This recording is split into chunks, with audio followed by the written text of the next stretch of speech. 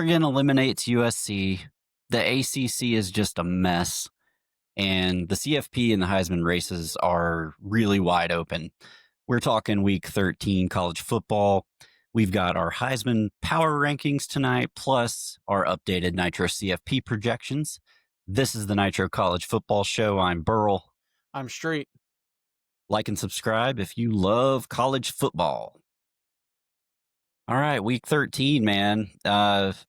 Originally, the slate was not really great on paper, but some of the games that we saw were pretty important. And while they might not have been the most exciting, it was still a very impactful weekend for college football. Yeah, it was Cupcake Weekend in the SEC. Now, it's funny that Dan Lanning needed to make a point trying to call it the SEC when next week they play Montana State. Okay, easy week this week, easy week next week, whatever. Especially from a guy who's got an SEC background. But yeah, there were a couple of there was one big upset that definitely has some impact on the college football playoff picture, and some other teams that got some wins that helped bolster their records. So it's going to be interesting debate around the country the next week. The question is, can the SEC get 5 in? We'll see what happens.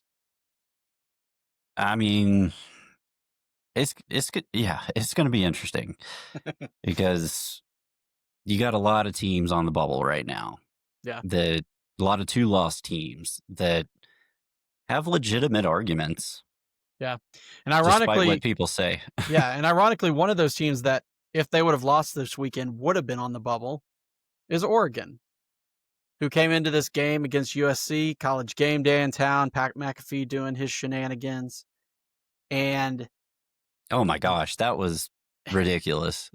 I love Pat McAfee, but that was just too much. Yeah. So I was coming back from Athens when this game was going on. And let me tell you a little bit about listening to the Oregon radio broadcasts. Now, I know Oregon likes to live up the fact that Animal House was filmed there. They talk about it all the time. Weird thing is, on their radio broadcast, every time they came back from commercial, they played Shout. First time I was like, oh, cool, they're playing Shout. They're coming back. After about the 5th time, I was like, really? Yeah. So Shout's their Rocky Top. Yeah, I guess. So Oregon needed this win. Despite being in the top 10, only having one loss, they needed this win. They really did, because if they didn't have this win, they would have 2 losses. They were not going to be a playoff team. And USC could have potentially been one. So Oregon winning this game, obviously, they've got cake next week. They're in the playoff. We're headed towards Big Ten, 3 teams in. This was kind of what it was billed to be early on. Offensive teams against offensive teams. Right there at the beginning, they were kind of matching blows, right? Yes, they were. Yeah. No, go ahead. Yeah, it was a definitely high scoring game. I mean, it was 47 or 42-27.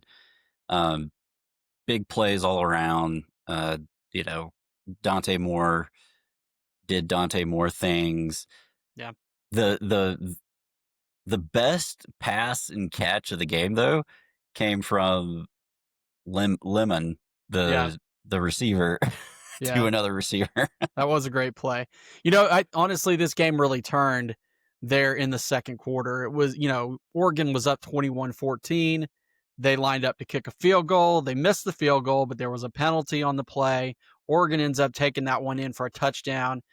What would have been a 21-14 game maybe at halftime turns into 28-14.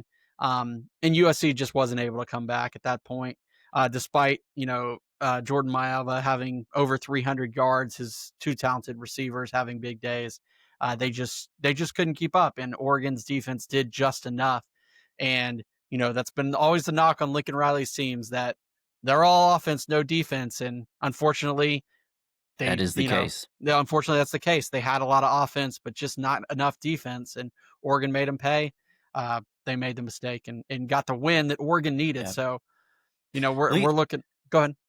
Lincoln Riley is like the opposite of Brent Venables. Yeah. Like seriously, like if Lincoln Riley had an awesome defensive coordinator, they would probably win the national championship. And they might, but he's never had one, and that's why he No, makes the playoffs and never wins. yeah, They also, in this game, they also couldn't run the dang football. I mean, 28 carries, 52 yards. Like, you got to run the football some. You can't just rely at all on your passing game, especially not an Oregon team that scores fast. Oregon was yeah, very balanced, 179 on the ground, 257 through the air. So you got to balance on Oregon. You need to match that if you're going to try to keep up with them, if you're just not worried about defense and you're just scoring. yeah. Well, when it comes to the college football playoff, I mean, Oregon's one of those teams where they didn't really have a great schedule, but they still passed the eye test. I mean, they played a close-ish game to Indiana, who's been killing everybody, and then Oregon's pretty much killed everybody else that they played. They've lost a grand total of one game in the last 2 seasons in the regular Yeah, season. So, yeah, that's pretty good. yeah. Last time I checked. So like we said, USC they were fighting for their playoff lives. If they win this game, are they have an argument to be in there, but was not to be. So USC, I would say, is officially eliminated from playoff contention. Yeah. That leaves you 4 teams in the Big Ten. Michigan still has an outside shot just because they've got that game next week against Ohio State. But, you've got Indiana, Ohio State, and Oregon are in at this point, and then it's just a question on Michigan. So, uh, the Big Ten is looking pretty wrapped there at 3, but we'll see what happens if Michigan can get a 5th win in a row at Ohio State. It might throw a wrench in some of it. Yeah, man, I am rivalry weekend is the greatest. Indeed. But it's impossible to say. Yeah, that's true. Yeah. Okay. Um, so yeah, Oregon pretty much punched their ticket. They don't have to worry about a Big Ten championship game this year. Um, so the ACC though is the craziest of conferences at the moment when it comes to who's going to get into the CFP. Georgia Tech hosted Pitt this weekend, and first half just completely shit the bed. I mean, it was Texas A&M levels of getting your butt kicked in the first half. The only difference was Georgia Tech couldn't. They weren't able to come back. Yeah. They had all the chances. They probably actually should have won this game, but critical error. Haynes King inside the red zone throws a pick six, 99-yard interception Yeah. touchdown. That was pretty much the difference in the game in the end. Yeah. So let me say this. Last week, Pittsburgh had a big game against Notre Dame, and their coach came out and said, "We're not worried really about this game. We're worried about winning our conference championship. That's our chance to get to the playoff. We'd much rather win next week and lose this one." Think this might be a little case where Georgia Tech was in the opposite mindset because Brent Key is so focused on the Georgia game and they are so focused on beating Georgia, and that's their thing, that they failed to remember that they had a chance to make the playoff by getting into their conference championship game. And now they probably cost themselves, even with a win over Georgia next week, they probably won't be in the playoff. Yeah, I don't see them making it to the playoff. And I actually called this. I called this a few weeks ago. Thought it was going to happen. It was one of the dominoes for Duke making the ACC championship. Yep, you did. So it happened. So props to me. Yeah. So I mean, let's look at this though. If you are Georgia, you're licking your chops because Georgia Tech couldn't stop anything on the ground. Ja'Carry and Turner had 201 yards for Pittsburgh. They were just running through them like crazy. And like you said, Georgia Tech had a chance. They got down 28-0, and then the momentum swung right at the end of the first half. Pittsburgh lined up for a field goal. They missed it, but Georgia Tech was offsides. The guy got a second shot. He still shanked it. Now it was like their backup kicker or whatever. So that was one chink. They had a chance to go up. Then they come out and they go 3 and out, start the second half. Tech gets the ball. They're going right down the field. They're inside the 10. Haynes King makes one bad decision. He had a scramble, and instead of cutting it up the field, he kind of tried to take on the defender. He got tackled at about the 2, would set them up at first and goal, and then he threw the pick six.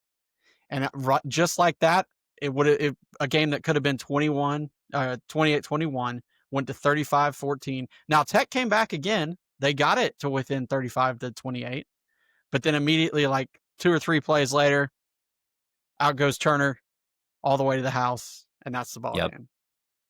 Yeah, and it's unfortunate for Tech because they had a real legitimate shot of winning the ACC this year, because it's probably going to be SMU ultimately in that title game, which, hey, props to SMU, first 2 years in the conference and you're in the championship games. Yeah. That's good for them, but that's a very winnable game for Georgia Tech, in my opinion, or would have been. Yeah. But we won't know. Yeah. So for Pittsburgh, there's still like some weird scenarios. They could make it to the conference title game, but it would require some losses by Virginia and SMU. Another team that's technically not eliminated is Miami. Now, Miami beat Virginia Tech on Saturday. Carson Beck had a good game, had like 4 touchdowns, threw for 300 yards. Miami's trying to once again strengthen their case as a playoff team outside of the playoff, and they're going to be ranked ahead of probably whoever the conference champion is, which is funny. They will be. They will be. But right now it's Virginia and SMU with wins next week. Virginia plays Virginia Tech. They get in. SMU plays, I don't even know off the top of my head, but I think they're both going to be favored. I think SMU will be favored in that conference championship game, though. They've been playing really good football. Yeah, I think they will be. I would be picking SMU for that game at this point, but we'll do predictions later this week. We skipped it last week. I know everybody was heartbroken about that, but we're on it this week. It's it's the greatest weekend of college football. It's my favorite. I love it. But yeah, Miami's an interesting case. They really are. I mean, their big downfall is the 2 losses that they have are not great. Well, one's SMU, right? Well, yeah, that actually could end up looking pretty good in the end. Yeah. So, Yeah. but and then you had Louisville. Yeah. Who's fallen off. Louisville's fallen off, though. Now, I was listening to the radio today, and it was a reporter from The Athletic or On 3, one of them, was talking about Miami, and he said, hey, look, people are discounting Miami. They say, that loss to Louisville, look, Louisville's bad. When Miami played them, Louisville had their starting quarterback and their top 2 running backs, who were all great players. And all 3 of those guys are out now. So they've been playing without a lot, and they've had a couple other injuries. So the Louisville team that Miami played was kind of at full strength. What they are now is not. So the reporter said, look, don't discount what they did when they played Louisville, because Louisville was ranked at the time and was playing pretty well, playing good football. So if the committee thinks about that, that might be something they factor in. I mean, Miami still has a shot of making the ACC championship. I mean, Virginia has to play Virginia Tech, and Virginia Tech's going to be up for that game because it's rival. And Virginia Tech didn't play terribly bad against Miami. Yeah. We'll see. Stranger Things, there's lots of Stranger Things going on, not just the television show that comes back in a couple weeks. Comes back next week. Oh, okay. Or this week. Yeah. However you want to say Thanksgiving. Geez. Yeah. So, yep. We'll see what happens. There's a lot up in the air, both, in the ACC and in the Big 12 as well. Yeah. So Miami's got a shot. Pitt is right there too. They've got to win. Hope for some losses, but yeah, ACC. Well, I guess it'll be settled this weekend. Comes down to the final weekend. That's exactly how they drew it up. I think all the conferences pretty much are coming down the final weekend, except for the Big Ten, and even the Big Ten, because technically, I think if Ohio State loses, Michigan gets in. So, yep, that is true. Okay, so there were some more bubble teams that strengthened their case this weekend. Oklahoma just handled Missouri. It was the most complete game that we've seen from them since John Mateer's surgery, Yeah. in my opinion. Yeah, Bo Pribula was back from Missouri, but didn't look good. 20 36, 2 picks. They couldn't really do anything. Hard they had, Oklahoma's defense, man. They done what they done all year. They smother people. They Yeah. really did. They hurt people. They they they they do like to hurt people. They like to sack people. I mean, they had another 4 sacks on Saturday. Um, and Oklahoma was able to muster just enough offense. Mateer threw 2 touchdown passes. Didn't have great numbers, but he was also their leading rusher, 60 yards. That's So, where he really bolstered the offense, was with his legs. yeah, 'Cause he did just enough in the passing game, but man, Oklahoma, that's a scary team in the playoffs because that defense is so damn good. it's very good. And they're in. I mean, barring disaster against LSU, who barely beat like a bottom Western Kentucky yesterday. I mean, barring disaster, Oklahoma's going to beat LSU next weekend. They're in. They are in at this point. They've got 5 wins over ranked teams. Like that's a lot. I think it's the most in Yeah, the country. And everybody looked at their schedule coming into the year, and they thought Oklahoma was going to be good, but they're like, man, there's no way that schedule. Remember they also played Michigan. Like, what a schedule! And to have 5 wins over yeah, ranked teams and 2 losses, and granted, one was to your rivalry, in Texas, and been a good. And they lost their starting quarterback for a good portion of the year. For not a good portion, but for 3 or 4 games in the middle of the year. They've done a good job. Venables has done a good job there yeah. He really has. I mean, he definitely deserves to be in the conversation for Coach of the Year honors. I in mean, the they have SEC. Yeah. they have the number 5 hardest schedule, and Surprised it's not higher, really. I know. Who's Well, higher? Florida? Florida? Florida and Bama, let's see. probably? Yeah, Florida. Wisconsin, of all people, actually is 1, Florida 2, Arkansas 3. That actually tracks. Yeah. It seems like Arkansas plays a Wisconsin playoff team every week. yeah. Wisconsin tracks, they played Bama out of conference, and then they played all the big hitters in the Big Ten. Yeah. I mean, Bama's got the 9th hardest. I mean, those are the top 2 Yeah. in terms of toughest schedules in that's in the playoff conversation. Yeah. Georgia's probably somewhere top 15, I think, as well. 16. So, there you go. It fluctuates though. It's like each week it changes. Yeah, well, we just Last played a team. We just played a team that was 1-10, so Yeah, last week we had the 12th hardest schedule, and this week it's 16, whatever. yeah. But yeah. But Oklahoma, they're a scary team. That would be the one team that I really wouldn't want to face in the playoffs if I don't have to. Yeah. And then Notre Dame, I mean, they did what the thing about Notre Dame, they crushed Syracuse. And, the argument right now is all between Notre Dame and Miami. Who should it be? Because Notre Dame lost to Miami at the beginning of the season, but Notre Dame's 2 losses are to Miami and Texas A&M. Right. It's hard to have better losses than that right now. So that's really good. And on top of that, we said that, okay, after those losses, if Notre Dame's going to make the playoff, they're going to have to destroy everybody on their schedule. And that's Pretty much. exactly Yeah. what they've done. And Jeremiah Love is just killing it. He only had 8 carries against Syracuse, and he ran for 171 yards. Yeah, when you're scoring touchdowns of 45, 14, and 68, you're running the ball pretty darn well at that point. Yeah. The thing about this game was, as great as Love was, Notre Dame was up 21-0, and the offense hadn't even touched the football. Those 2 pick sixes and a block punt that set them up, and it was 21-0 before they even That touched helps. the football. Yeah. Yeah, just a dominating game. And it's sad for Syracuse. The fall off they've had since Steve Angeli, who came from Notre Dame, got hurt, has been crazy. But yeah, like you said, Notre Dame's doing everything right at this point. Their defense is cooking, their offense is cooking, 9 straight wins. They go play Stanford next week. They close it out. That'll be the end of the season for them. They're in. I mean, I don't, I don't, I don't see them losing to Stanford. So I pretty much at this point Notre Dame's in, and they're going to be a force, just like they were last year. You know, they get to not have that conference championship game. They don't have that pressure. They come in. Uh, yeah, they'll be scary. Yes, they will, especially with that run game. I mean, if you can play defense and run the ball in the playoffs, That's what you got wins. you got a shot. Yep.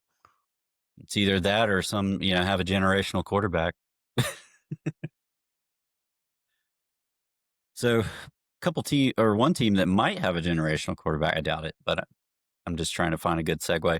BYU, the Utah teams, BYU and Utah both won this week, and Utah had to struggle there that was a really, really exciting game. Kansas State had them on the ropes. Crazy game, man. Utah was down 12 in the fourth quarter. Had a couple long touchdowns to take the lead. It was crazy. Devin Dampier, 4 touchdowns for Utah. Helped them hang on to their slim playoff chances. You know, I think they were 12th last week. The unfortunate thing is that BYU keeps winning too. And, BYU's only got 1 loss. It's to Texas Tech. If BYU loses in the conference championship game, 2 losses, but both the same team, there's no way Utah gets over in over BYU because they beat them. And right now, if BYU loses to Texas Tech, I don't even know if they get in. So Utah is at 12, and it was a good comeback win. Good for them, but I don't know if it helps them out any. Yeah, Utah's going to be pulling for UCF really hard. Yeah. Yeah. BYU, they played a good game against Cincinnati. Cincinnati, man, that was a team that was high, man. And then all of a sudden they've fallen off, lost 3 games in a row. BYU got the running game going. LJ Martin, man, he's back. I guess he's fully healthy now. 222 yards on the ground on 32 carries. Like I said, BYU just has got UCF next week, and then they get their rematch with Texas Tech. And I'm not sure, they may already be in that conference championship game. I don't know exactly how it shakes out, but they're going to be looking forward to that. So they better keep their eye on UCF and not get ahead to Texas Tech. I don't want to pull a old Georgia Tech and Pitt there. Yep, exactly. And Texas Tech, I mean, they're playing for a potential first round bye. Right. Right. They really are. And Group of 5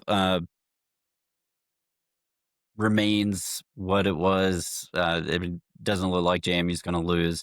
Tulane's starting to make some noise again. It had a good win against Temple. Isn't Tulane's actually ranked higher in the playoff rankings last week, weren't they? I think they were. See. In last week's CFP rankings, I think Tulane was in at 24. Yeah. JMU wasn't ranked. So right now, it's going to be a battle who can be more impressive over those last 2 weeks. Even though James Madison only has 1 loss, Tulane is currently ranked. So it's going to be a battle of who can up who to get that final spot, I think. Exactly. But this year's Group of 5 just looks like it's not going to be that great. Yeah. Well, Tulane to make it to get to that, they've got Charlotte, so we'll talk about Charlotte. They suck. Right now they're in line to play North Texas or Navy in the conference championship game. So North Texas is currently 10-1. So that kind of win, I don't think that James Madison has the same on their side. A good conference championship game. Who is second place in the Sun Belt? I don't think there's somebody that's going to pop, real good. Yeah, it's Old Dominion. Like Old Dominion's 8-3. So if James Madison is already ranked below Tulane, and Tulane goes out and beats, an 11-1 North Texas, they're not going to jump them. Yeah, that it'll most likely come down to Tulane and North Texas. Yeah, because if either one of those win, I mean that's a good win, right, to propel you a little bit higher. So right. So speaking of Charlotte, just a moment ago, we did see some Charlotte this weekend. Before we dive into Georgia, I just want to touch on just some some interesting stuff from the weekend. Vanderbilt reached a milestone win. They got their ninth victory, and it's the first one. I think it's like the first time they've had 9 wins since like 1920 something. Yeah. Congratulations, Vanderbilt. Yep. And Diego Pavia, I mean, he had a day against Kentucky. Not That's not really anything to brag about, but His mom had a day on camera. yes, she did. Oh my god. Man, it's so funny. They are pushing Pavia hard. They're doing everything they can. I mean, he threw for 484 yards. Like that's just a few. They're pushing hard on everything on him. They're trying to flip Jared Curtis, which that may happen. Good luck, son. Um, but Vanderbilt's a good team. I just don't think they're going to have enough to make the playoff unless some other SEC teams get upset. Like it would take Mississippi State knocking off Ole Miss Yeah. and Oklahoma dropping to LSU maybe for them to make the playoff. And they still got to beat Tennessee next week, and Tennessee's actually playing really good football too. So That's going to be a really interesting game yeah, this year. yeah, it is. And then the other thing I'll mention is Katron Allen set the career rushing record for Penn State this weekend. That's interesting. Yeah. So good for him. Yeah. They had something good happen this year. Yep. Okay. So let's talk about Georgia. Yeah, gorgeous day in Athens. Georgia could have named the score. They could have scored as many points as they wanted to on Saturday. That Charlotte team was absolutely horrible. Georgia came out and punted on the first drive, and then after that, they scored touchdowns on 5 of the next 6 times they had the football. The one exception being that horrible interception by Gunner, and it looked really bad in the stadium. I think when I watched it on TV, it didn't look as bad, but it looked bad in the stadium. But It Georgia was really needed, bad. yeah, It was really bad. yeah. It It was a it's third and long, and he didn't need to throw it. it was a throw that he's made a lot this year, and the right side backer who had I guess he didn't have deep third or whatever, but right side backer floated over because he saw Gunner's eyes going straight to whoever the receiver was, and he made a really good play. yeah, So it was I just think lucky. It was yeah, lucky, but other than that, Gunner was still 80% completion. Let me say this: this was probably the most vanilla offense I think I've ever seen Georgia run. This was more vanilla than G-Day is. Like this was basic as get. Turn around, run the football, especially once Georgia got up 35-3. Kirby ran Gunner back out there because I think he didn't want him to leave the game. His last throw and interception. After that, I mean, when the backups were in, it was just run it up the middle, run it, Puglisi had a few drops, which ended up hurting his stats, but Georgia didn't score points, but that's because I think Kirby kind of said, let's get out of here. Even the coach of Charlotte said he appreciated Kirby Smart just running the football and running the clock. yeah. You don't see that really at any other program.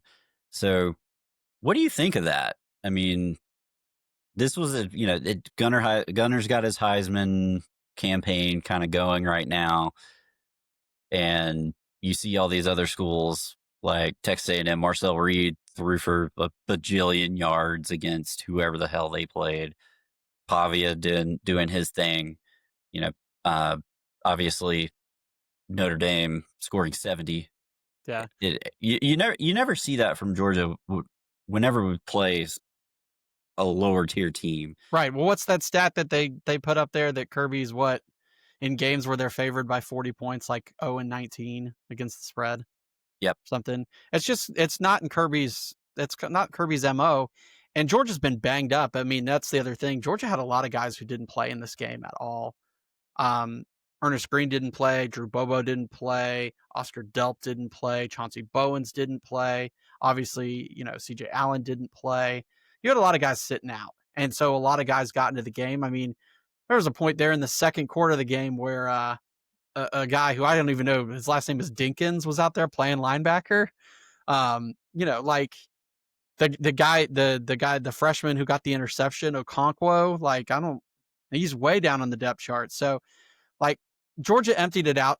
And despite that, the defense, and I know it's Charlotte and I know they're horrible, the defense was freaking impressive. 3 points was obviously off the pick. Oh yeah. Charlotte didn't even get across the 50 until the fourth quarter, and then that ended in an interception. I mean, they had like 160 yards. They had nothing. Georgia's defense was on. They looked great. Elijah Griffin, man, he just gets better and better every week. He had a sack. He almost had like two others. He almost got the sack on the play right before when they kicked the field goal. He dang near got to the quarterback there, and that would have probably ended the half. You got to be really impressive. Chris Cole had a nice sack. Ellis Robinson is coming into his own. Ellis Robinson Island's going to be fun next year because he's finally figured it out. That was a gorgeous interception he had Gosh, there. him and DeMello Jones, man. They're going to be awesome next year. And just good stuff from the Georgia defense. That's what you want. Even though, some people are going to complain and say, 35-3. Georgia didn't care. Like the defense showed out, and that's all I wanted. We didn't have any injuries. That's all we need.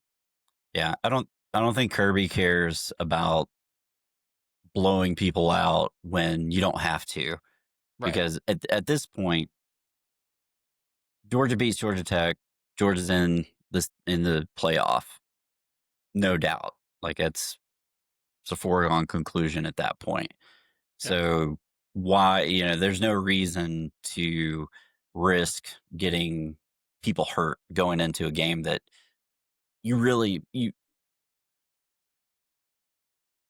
if Georgia loses to Georgia Tech, that could potentially knock them out.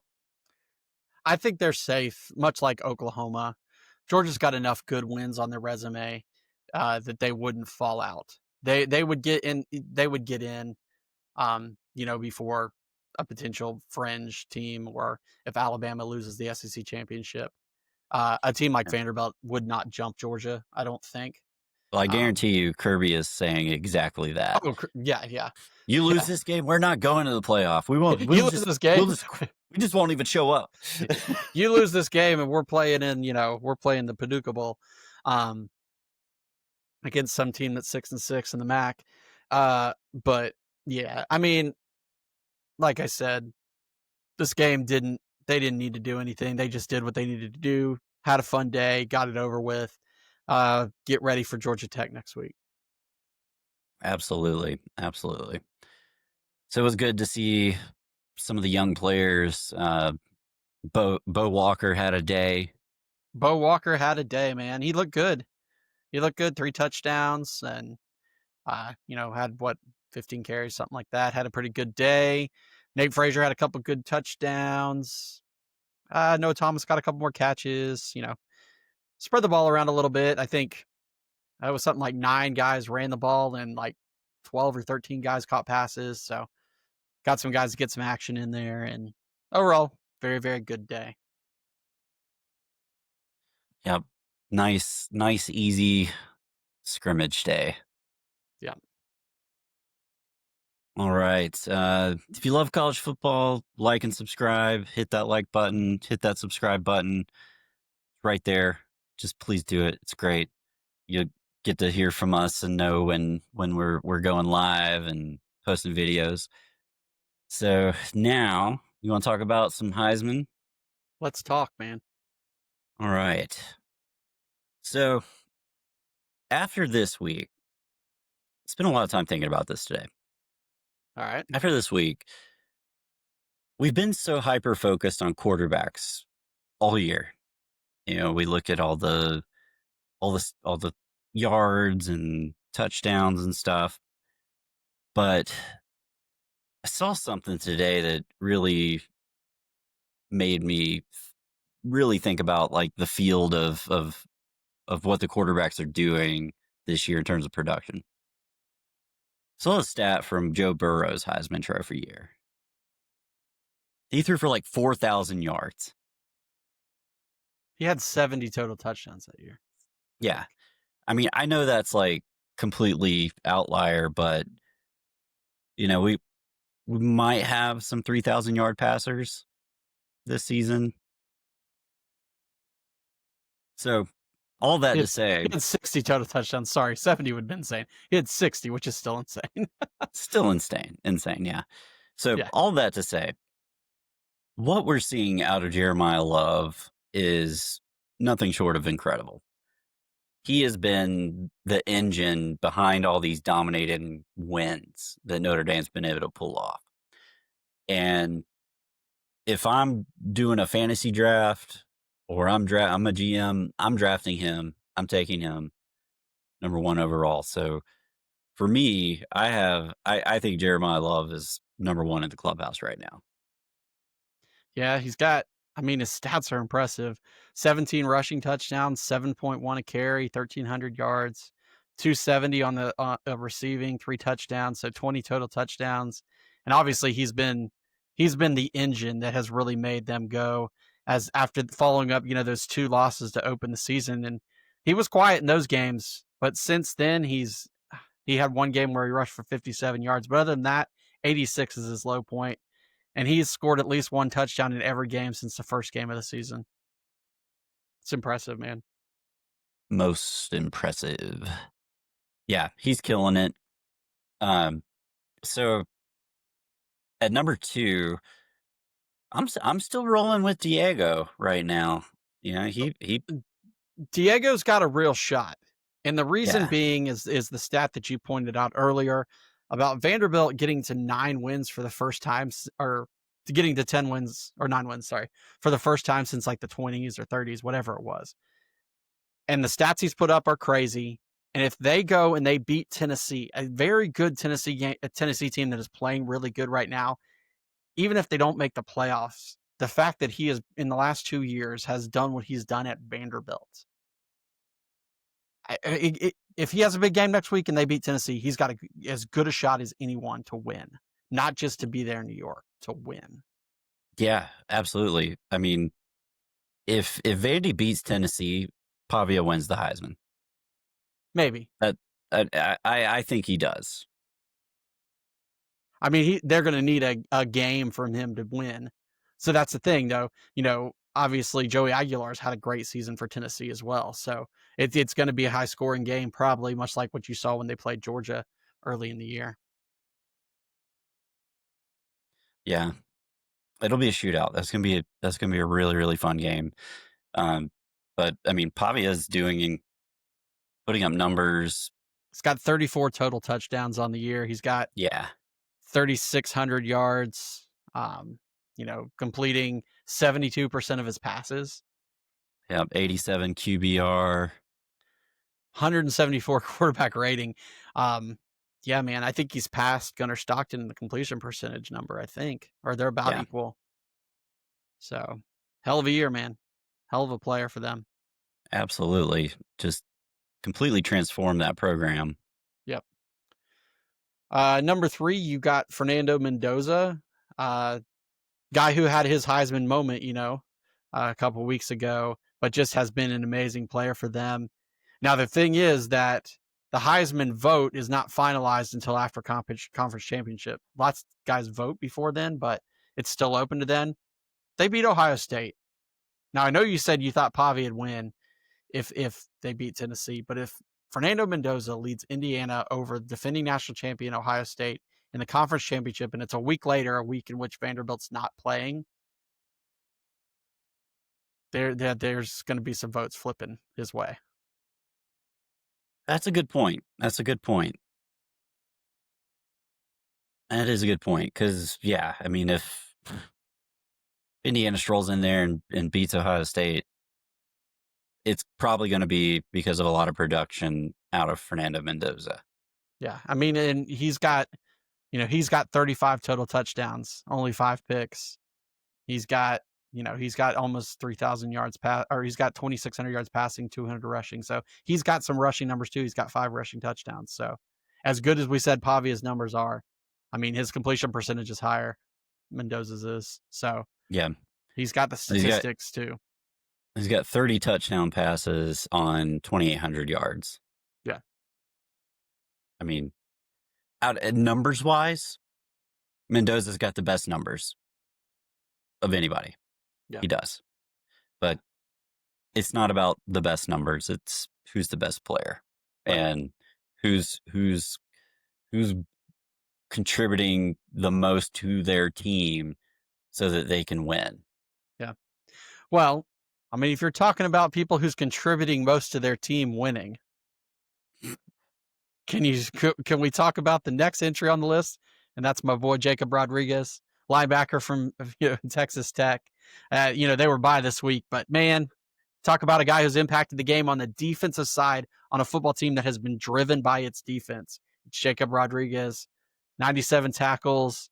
He's got a sack. He's got 4 interceptions. He leads the country in forced fumbles. He's got 2 fumble recoveries, a fumble return for a touchdown, and he scored that rushing touchdown last week. I still think this is a guy who absolutely belongs in New York. I don't know if he's going to win because once again, it's an offensive driven award usually, but he deserves to be there. Yeah, he does. And just a little inside baseball for everybody. So we make this list, and I always put like reason behind their ranking. And the reason that this one's on here is I put Street loves him. But it's valid points. And I think he definitely gets the invite, you know, to New York. I don't see why he wouldn't, Yep. especially if Texas Tech wins the Big 12. Right. Right. So yeah, great player there. And at number 5, just because we have Marcel Reed, the other people that were on the bubble I don't think they're really gonna make much noise. Like Gunnar Stockton didn't have, eye-popping number day against Charlotte, and some of the others are just still kind of doing it what they were doing. I mean, Yep. Julian Sayin is doing well, but I don't know who they still haven't played anybody. So we'll Yeah. see how they play this weekend, and that could totally change these rankings. Right. Yeah. Yeah. Your last one's Marcel Reed. Marcel Reed's on here because Texas A&M's a great story, and he's done a great job for them. His completion percentage is lower than a lot of these other guys, but his running game adds a dynamic. He's got 31 total touchdowns. He's got 8 interceptions. So definitely, Texas A&M, they go play the Big Ten or the SEC championship. My God, they beat Texas. They beat Texas and then go beat Alabama. I mean, you got 2 real high profile wins to close the year, so that definitely could bolster him up if he plays well in those games and they win. Absolutely, absolutely. So if we ended the season today, that would be my top 5 that I would invite to New York. So let us know what you think. Do we have it right? Who are we leaving off? I know Ohio State fans are going to be so pissed. Yeah, but we left the Georgia guy off too, man.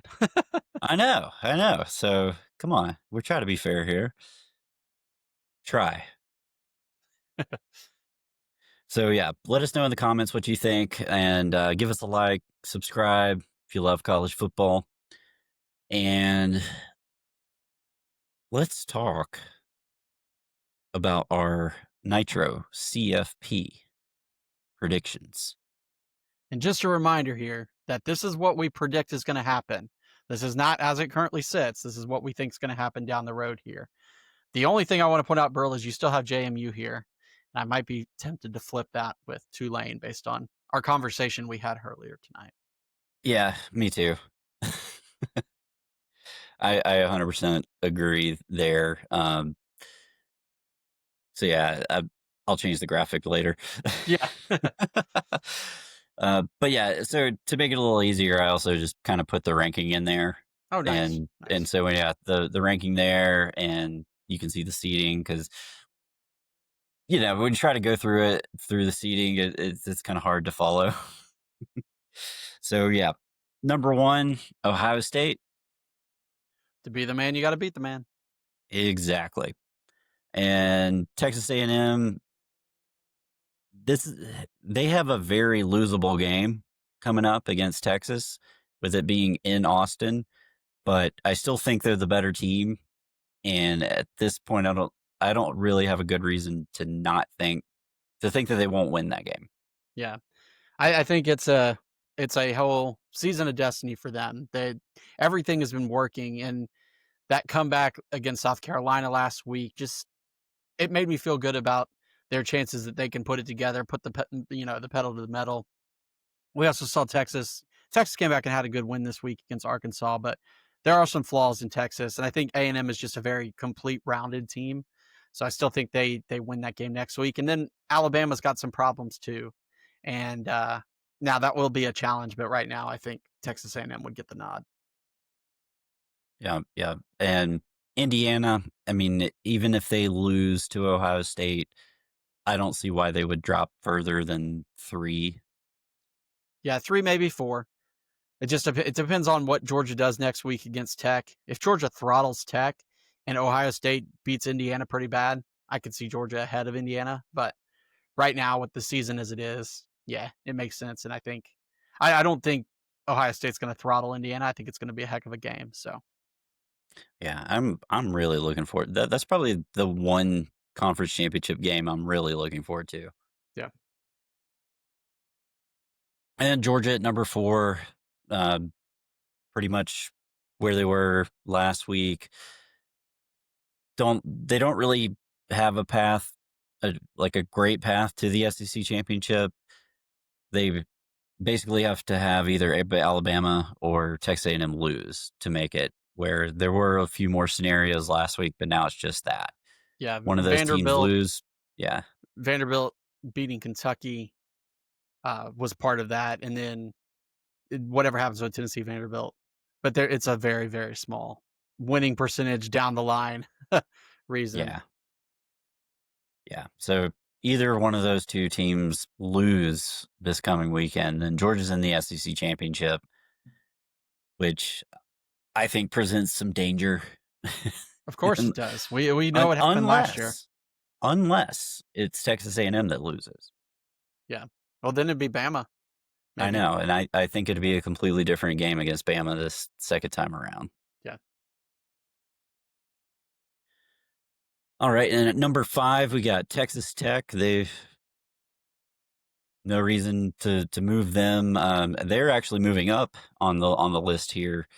Um, More than likely, they will win the Big 12, and the fact that they're one-loss team, conference champion, impressive in their wins, they're at least going to get that number 5 spot. They could very well end Get, up yeah, get the number 4. 4. Yeah, they could flip Georgia and Texas Texas Tech if it ends up that way. I don't know though. Georgia's got some good wins. Their schedule has been better than Texas Tech. Texas Tech will essentially, have beaten Utah and BYU twice. So Yep. And then Oregon staying firm in the playoff after this weekend. Really good game for them against USC. Pretty much locked it up for them. So we got them at the 6th seed, and then right after them, Ole Miss.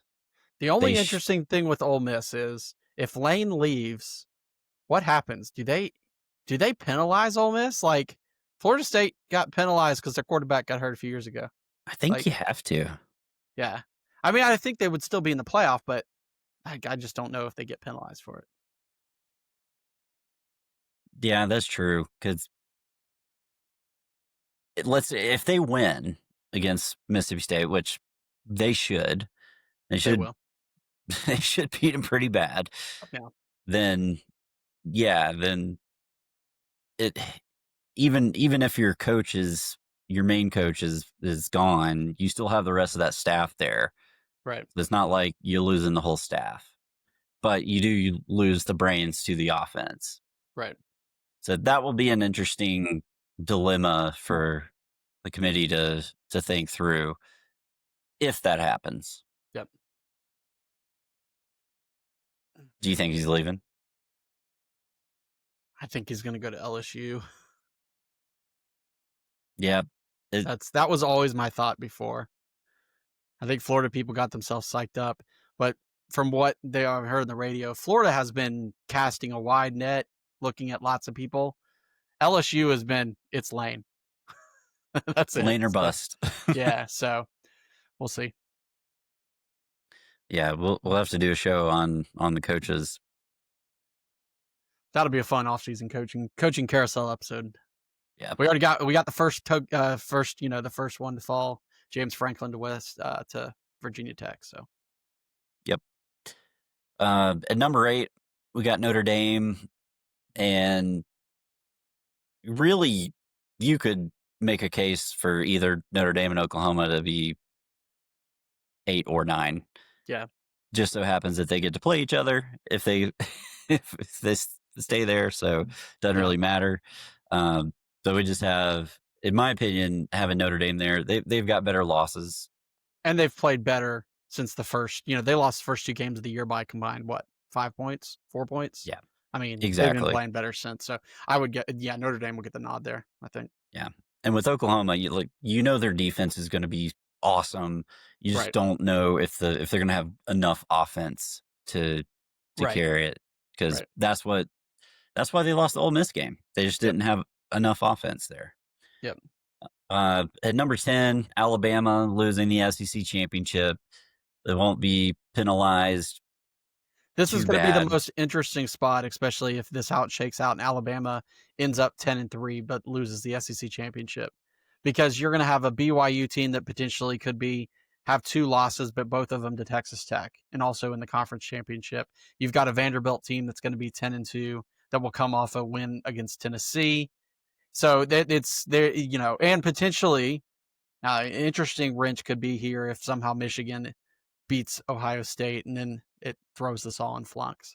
But because it would just be another Big Ten team up there. So I think right now this would shake out. I think Bama, even with the loss in the SEC championship game, gets in based on their prestige. But this is your last spot that's going to be up for grabs. So this will be the hotly debated one across the country between Miami, Alabama, Vanderbilt potentially, and some other and BYU.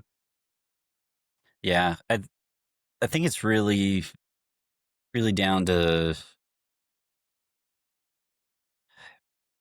I don't know about. It's like this one's going to be tough. So yeah. Well, I'm looking at Vandy and Miami, like comparing them. Like who would you pick in that situation?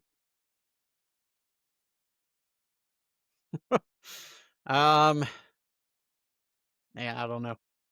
Because they both have good losses, so they do, and Miami has better wins, in my opinion. Yeah. So I don't know. Miami's got a legitimate shot, especially if they are able to sneak into the ACC championship somehow. Yep.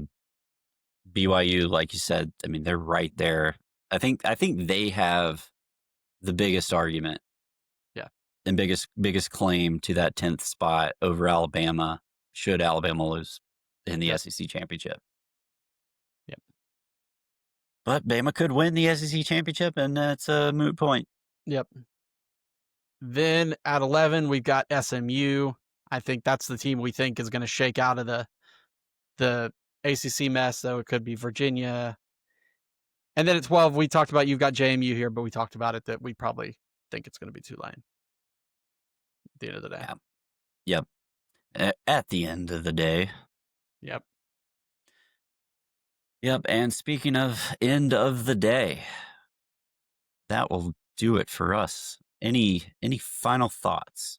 Yeah, I do. I got one final thought for you. So there's a quarterback that this is their season stats. They have thrown for 2,700 yards. They have thrown for 23 touchdowns, 7 interceptions. They've also got 190 yards rushing and 7 touchdowns rushing. So they've got 30 total touchdowns, only 7 picks, 63% completion, almost 3,000 yards. Now, do you know who that quarterback is? Arch Manning. That quarterback is Arch Manning. Now, number 2, earlier in the year when Arch Manning was struggling, a lot of those Texas people over the summer that said, Arch is no way in heck, Arch is coming back. He's going to be here for 2 years, blah, blah, blah, blah, blah. Arch Manning has improved as the season went on.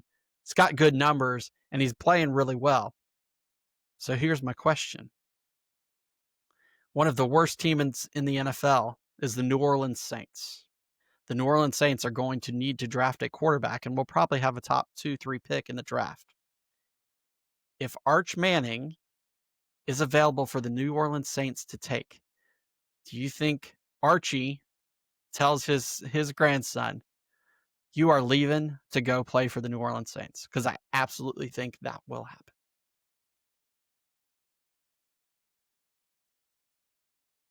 Just something I to don't think see about. It is a very interesting scenario. I think if he could guarantee that that was going to happen, and if they've got the first pick in the draft, I could see it. Yeah. Because right now the Man, Saints lost to the Falcons today. I mean, my God, they're you'd like this, you know. yeah. Are they the worst team in the NFL right now? The New Orleans Saints are 2-9, so they are. The Titans are the worst, but the Titans drafted Cam Ward last year. So, Yep. So what I find interesting about his stats is they're better than most people on the Heisman list. yeah, he's got They 30 really are. touchdowns. Yeah. He's got 30 touchdowns. Yeah, right. And Almost especially you take 3,000 total yards. I mean, and that's more than Mendoza. That's more than if you take out his not. stats from Yeah, earlier in the season, it looks even better. So, anyway, that was yep. my final thought for the day. Yeah, he's absolutely turned it around. You know, we talked about it during the Georgia Texas game. You know, I made the comment that he was making some great throws Yep, under pressure. You know, he really was. he had some bad fortune with his players, his receivers dropping the ball. But man, he was putting the ball in spots where it needed to be. Yep, And I mean, he had a great game this past weekend against Arkansas. yep. Had a rushing touchdown, a passing touchdown, And a and caught receiving a touchdown. touchdown. Yeah. So that's it. Rivalry week and the last week of the regular season is upon us. So we will be back later this week with our predictions, and it will be probably our biggest prediction show of the season. Absolutely. I'm looking forward to that. I love this weekend. I know I've said it a bunch of times tonight, but it really is the greatest weekend of college football because every game is going to come down to the wire, and it doesn't matter what the rankings are. I know that's cliche, like throw out the rankings when these teams get together, but in college football, absolutely. Yep. And that's what makes college football so great. So if you love college football, like this video, hit the subscribe button, and come back and watch us later this week. And until then, I'm Burl. I'm Street. Go Dogs. Go Dogs.